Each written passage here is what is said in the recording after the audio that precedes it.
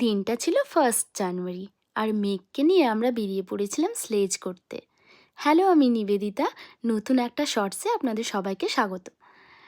1 জানুয়ারি ছুটি বলে কথা, তাই মেঘকে নিয়ে বেরিয়ে পড়েছিলাম স্লেজ করতে।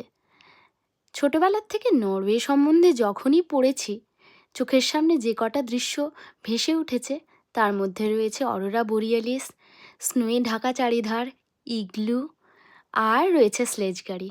তাছাড়াও রয়েছে শ্বেত ভল্লুক বা পোলার বিয়ার। কিন্তু এই সব কিছুর মোটামুটি এক্সপিরিয়েন্স হলেও শ্বেত ভল্লুক আর স্লেজ গাড়ির এক্সপিরিয়েন্স খুব একটা হয়েছিল না। বাট মেঘ জন্মানোর পর সেই স্লেজ গাড়ির এক্সপিরিয়েন্সটা এখন বেশ ভালো রকমেই হচ্ছে। যখন বেশ ম্যাসিভ স্নো পড়ে, তারপরে এই স্ট্রলার ঠেলাটা খুব দুরূহ ব্যাপার হয়ে যায়।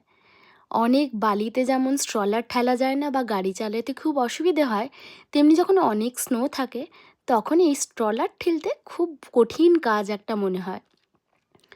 তাই এই সময় স্কুল কিংবা কিন্ডারগার্টেন বা বার্নেহাগেতে যাওয়ার সময় মা বাবারা বেছে নেয় এই যে স্লেজ গাড়ি। ঠিক তেমনি আমরাও তাই করি। বাট 1 জানুয়ারি যেহেতু ছিল ছুটির দিন, তাই আমরা সেসব ভেবে চিনতে বেরিয়ে পড়লাম মেঘকে নিয়ে স্লেজের এক্সপিরিয়েন্স করাতে। আর এই স্নো খাওয়া আর স্লেজ গাড়িতে চড়ে চারিদিকটা ঘুরে বেড়ানো ওর যে কী ফেভারিট একটা অ্যাক্টিভিটি, কী আর বলবো।